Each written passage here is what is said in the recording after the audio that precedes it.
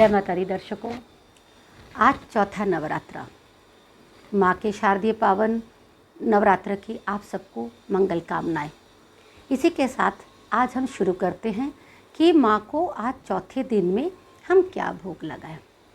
उससे पहले दर्शकों मैं ये कहना चाहूँगी, बारंबार एक बात कहती हूँ कि माँ को आपने घर में बुलाना है, श्रद्धापूर्वक उनको विराजमान कराना है, उनका आसन देना है। आपने माँ से आराधना करनी है कि हे माँ जगदम्बिके, अब आप मेरे घर पे विराजमान होइए और मेरे घर पे सुख शांति सौभाग्य दीजिए। आपका आशीर्वाद हम सब परिवार वालों को, पूरे सदस्यों को मिले, इसके लिए आपको मैं आमंत्रित करता हूँ कि करती हूँ कि आप मेरे घर पे अपना आशीर्वाद दीजिए। तो आज हम बात करते हैं जैसे कि नवरात्रि का पहला शैलपुत्री कहलावे, दूसरी ब्रह्मचारिणी मन भावे, तीसरी चंद्रघंटा शुभ नाम, चौथी कुष्मांडा सुखधाम। तो आज माँ कुष्मांडा देवी का दिन है। आज क्या ऐसा है खास, क्या भोग चढ़ाए माँ को, आज कैसे मनाए माँ को। 3 दिन तो बीत गए, माँ मानी है। आज माँ ने खेतरी माँ में दर्शन भी देने शुरू कर दिए हैं।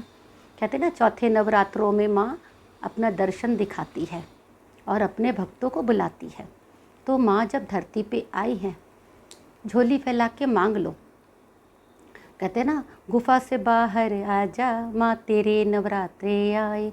माँ को गुफा से बाहर निकाल के, गुफा से उनको बुला के अपने घर में विराजमान करना है। इसके लिए आज हम आराधना करेंगे माँ देवी कुष्मांडा माँ की। कुष्मांडा क्या है? कुष्मांडा का मतलब क्या होता है? कुष्मांडा का मतलब होता है एक फल जिसको कुमड़ा बोलते हैं। कुमड़ा फल जो होता है उसको कुश बोलते हैं और कुष्मांडा में माँ का विराजमान होती है उस दिन। तो आज हम स्पेशल माँ के लिए क्या भोग लगाएंगे। शायद कुछ लोगों के व्रत होंगे और कुछ लोगों को नहीं रखे होंगे, जिन्होंने खेतरी बीजी होगी और किन्होंने कलश बीजा हो रखा हो, स्थापना किया होगा। तो आप आज कुष्मांडा के दिन माँ को जो भोग लगाएंगे वो है मालपुआ का। अब मालपुआ व्रत वाले भी कर सकते हैं, बना सकते हैं। जो बनाने में असमर्थ हैं वो बाज़ार से भी ला सकते हैं। लेकिन आज का दिन माँ को स्पेशल जो भोग का दिन है, वो आज अगर आप माँ को मालपुआ का भोग लगाते हैं तो माँ अति प्रसन्न होती है। उसके साथ साथ जैसे मैंने आपको बताया पहले ही कि आप पूजा करिए, दुर्गा कवच पढ़िए, दुर्गा सप्तशती का पाठ करिए। और दुर्गा कवच से तो आपको रक्षा मिलती ही मिलती है। आपने कहीं भी जाना आना हो, कुछ भी करना हो, ऐसा कोई शुभ काम करना हो तो आप कवच पढ़ें। कवच का क्या मतलब होता है? कवच का मतलब होता है एक रक्षा, एक तरफ से आपको कवच दे देना। तो कवच पढ़कर जो इंसान अपने कहीं पर भी बाहर निकलने के वक्त अगर वो कवच पढ़ के जाता है, नित्य नेम अगर सुबह वो कवच पढ़ता है तो वो हर दुखों से वंचित रहता है, उसको सुख की प्राप्ति होती है, हर तरफ से रक्षा होती है, जय जयकार होती है। तो कुमड़ा फल का जो है वो उसका मैं बताना चाहती हूँ कि उसके जो छोटे छोटे बीज होते हैं, वो बीज जो होते हैं वो बहुत ही दिमाग के लिए, जिन लोगों को, जैसे कि आज के लिए क्या मैं बोलूं कि आज अगर कुछ लोग ऐसे हैं कि जो निर्णय नहीं ले पाते, डिसीज़न नहीं ले पाते हैं ढंग से और बाद में वो गलती कर बैठते हैं। जैसे डिसीज़न लेने के वक्त कहते कि हमने पता नहीं गुस्से में या पता नहीं जल्दीबाजी में हमने निर्णय ले लिया। जो लोग फिर बाद में जिनको पछतावा होता है कि हमने शायद ये ना करते तो हमें ये भुगतना ना पड़ता। तो जिन लोगों की निर्णय की क्षमता अच्छी नहीं है, सक्षम नहीं है, उनको आज कुष्मांडा माँ की पूजा अर्चना करनी चाहिए। जैसे कि मैंने बोला, आप कनेर के फूल, गुड़हल के फूल और कमल के फूल अगर आप माँ को चढ़ाते हैं तो अति ही माँ को प्रिय है। उसके साथ साथ जैसे आपको बताया कि रौली में थोड़ा सा घी, केसर और कुमकुम और गंगाजल केसर मिलाकर अगर आप माँ को तिलक करते हैं और उस तिलक के बाद खुद भी अपने माथे पर भी तिलक करते हैं तो आपकी खुद की बुद्धि भी अच्छी रहती है। दिमाग में इस तरफ हमारा जो पॉइंट होता है, ये पॉइंट हमारा सक्रिय हो जाता है, जागृत होता है। इससे आपको अच्छी बुद्धि मिलती है, अच्छा ज्ञान मिलता है, काम करने का निर्णय मिलता है, किसी से बात करने का आप अच्छा डिसीज़न लेके बात कर सकते हैं कि हम कोई गलत बात तो नहीं कर दे रहे हैं, या हम कोई काम करने जा रहे हैं, किसी भी तरह का, वो कोई भी काम हो सकता है। हर चीज़ के लिए देखिए एक निर्णय तो हमें लेना ही पड़ता है। अगर निर्णय लेंगे तभी तो कोई काम आगे बढ़ेगा। तो हमें निर्णय लेने के लिए अगर हम सक्षम नहीं हैं तो आज माँ कुष्मांडा देवी का अर्चना करनी चाहिए। उसके साथ साथ आप माँ के बीज मंत्र जो मैंने बोले थे, ओम ऐं ह्रीं क्लीं चामुंडाए विच्चे, ये जो माँ का बीज मंत्र है, निर्वाण मंत्र है, माँ वैष्णो देवी का मंत्र है, माँ काली, माँ सरस्वती व माँ लक्ष्मी का बीज मंत्र है। अगर आप इन तीनों की आराधना करते हैं तो आपके अंदर एक अलग ही तरह की स्फूर्ति आएगी, अलग तरह की ऊर्जा मिलेगी, अलग तरह की शक्ति प्राप्त होगी। आप सही ढंग से निर्णय कर पाएंगे, माँ का आशीर्वाद आपको प्राप्त होगा। तो इसके लिए ये धनु राशि की संचालिका है। धनु राशि वाले आज के दिन अगर ये पूजा करते हैं, अर्चना करते हैं, माँ की आराधना करते हैं और 9 दिन 9 देवियों की पूजा करते हैं, उससे भी अत्यंत लाभ मिलता है। मैं और दर्शकों आज एक छोटी सी बात आपको ज़रूर बोलना चाहूँगी।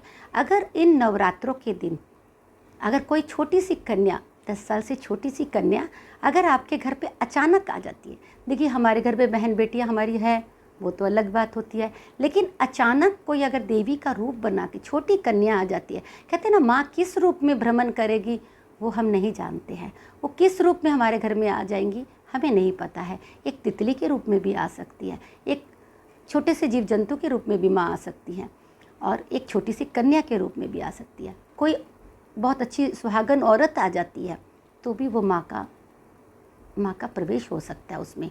अगर मैं आज बात करूँगी इन दिनों, क्योंकि हम छोटी कुमारी कन्याओं को पूजते हैं, तो इन दिनों 10 साल से छोटी कोई भी कन्या अगर आपके घर पे आती है तो आप उसको पूरा जैसे सोचिए कि आपके घर में माँ ने प्रवेश किया है, आप उसको जिस तरह से हम कंजका अष्टमी में पूजते हैं, आप ये मत सोचिएगा कि इसको तो अष्टमी में पूजना है, मैंने इसको अष्टमी में हलवा पूड़ी खिलानी है। नहीं, आपके पास जो कुछ भी है, मैं ये नहीं कहूँगी कि आप कुछ स्पेशल करिए, जो कुछ भी है उसकी आप कंजका को पूजन करिए।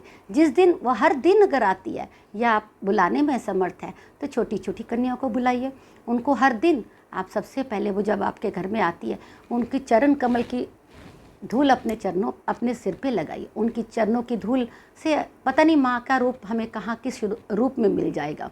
तो आप सबसे पहले उनके चरण धुलाइए, उसके बाद उनके आप आसन दीजिए छोटी कन्या को, उनमें उसको बिठाइए, जहाँ माँ की जोत जल रही है वहीं बिठा के उनका तिलक करिए। उसको हो सके तो एक छोटी सी चुन्नी चढ़ाइए, ठीक है। अगर आपके पास कोई श्रृंगार का सामान है तो आप छोटी सी कन्या को श्रृंगार करिए उसको।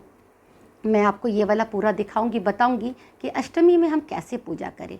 ये नहीं कि बस जल्दी कन्या पूजन करना है, 8-9 लड़कियों को बैठाना है, कंजकों को बैठाना है और उसके बाद हमने प्रसाद ग्रहण करना है, हो गई पूजा। नहीं, माँ एक कन्या की ही पूजा है, छोटी छोटी कन्या को ही पूजा है। आप उसकी फिर जैसे माँ की आरती पहले करके फिर उस कन्या की आरती कीजिए, उसको तिलक लीजिए, उसको कुछ मीठा खिलाइए। कुछ अगर आपको उस दिन ऐसा कुछ व्रत है या कुछ ऐसा नहीं भी घर में है, या तो आप कुछ ड्राई फ्रूट किसी भी तरह पंचमेवा खिलाइए, जो भी आपके घर में नहीं है तो एक छोटी सी चॉकलेट दे दीजिए, बच्चे कितनी खुश हो जाएगी।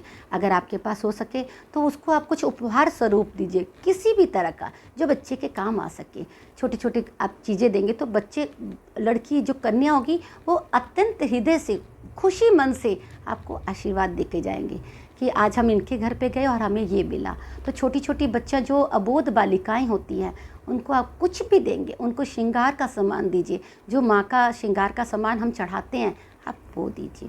देखिए, मैं आज एक छोटी सी बात और भी बोलना चाहूँगी कि हम सभी ये कहते हैं कि माँ हमारी कोई मनोकामना पूर्ण हो जाएगी तो माँ मैं आपके मंदिर में जाके कुछ भी चढ़ाऊँगा। जैसे कोई कुछ कहते हम मैं इतने रुपए चढ़ाऊँगा, कुछ कहते कि मैं वस्त्र चढ़ाऊँगा, कुछ सोना चांदी चढ़ाते, जैसी जिसकी सामर्थ्य होती है अपनी शक्ति के अनुसार हर कोई एक माँ से वादा करके आता है कि माँ मेरा ये काम हो जाएगा। जिस भी शक्तिपीठ में जाता है या जिस भी देवी देवताओं की या मंदिर में उसकी आस्था रहती है वो वहाँ बोलते हैं कि माँ आप मेरा ये काम कर दो तो मैं आपका ये करूँगा।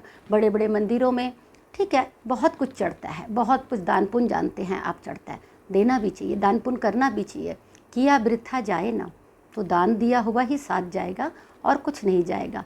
लेकिन उसके साथ साथ अगर हम उस दान के साथ साथ अगर हम बहुत बड़ी बड़ी कुछ अच्छा दान देते हैं, कुछ अच्छी चीज़, सोने चांदी की चीज़ देते हैं, वस्त्र देते हैं, तो क्या है कि हम एक छोटी सी कन्या को अगर कुछ उसके भविष्य के लिए, कुछ उसकी पढ़ाई के लिए अगर हम संपूर्ण कुछ ज़्यादा उसका योगदान नहीं कर सकते, कुछ कुछ करके भी अगर हम उसके लिए कुछ देते हैं, उस कन्या के भविष्य के लिए सोचते हैं, तो हमारे लिए कितना ही पुण्य का काम भी होगा। और साथ में उस कन्या का, किसी गरीब या निर्धन की लड़की का अगर आप किसी को कुछ उपहार या कुछ इस तरह की चीज़ देते हैं कि जो भविष्य में उसकी पढ़ाई या उसके किसी भी काम में या शादी में कोई काम आ सके, कुछ हम छोटे मोटे से, मैं ये नहीं कहती कि अभी तो हमारे पास हम सोचेंगे है नहीं, हम कैसे दे सकते, थोड़े से रुपए में कैसे कर सकते, थोड़ी सी चीज़ों से कैसे कर, हमारे पास बहुत कुछ होता है।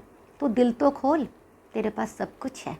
तो आप दिल खोल के जो भी आप किसी गरीब की कन्या के लिए अगर आप उसके लिए कुछ ऐसा सोच देते हैं कि उसके भविष्य में वो काम आए, उसकी पढ़ाई के लिए काम, उसकी शादी के लिए काम आ सके, तो इससे बड़ा पुण्य तो हो ही नहीं सका।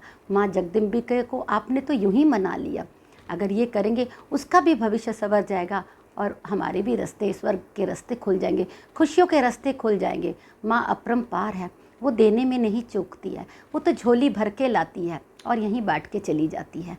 तो हम यही कहेंगे कि आप सच्चे दिल से उनकी आराधना करिए। छोटी छोटी कन्याओं को सिर्फ अष्टमी नहीं, अगर आपके घर में वो किसी तरह अचानक आ जाती है, कोई आपसे कुछ मांगने आ जाता है, कोई छोटी कन्या या वैसे किसी रिश्तेदारों की या कोई भी ऐसी कन्या जो 10 वर्ष से नीचे की हो, अगर आ जाती है, तो आप एक बार उनका पूजन इस तरह से करके देखिए, आपको अत्यंत लाभ होगा। जय माता दी। या देवी सर्वभूतेषु शक्तिरूपेण संस्थिता नमस्तस्यै नमस्तस्यै नमस्तस्यै नमो नमः।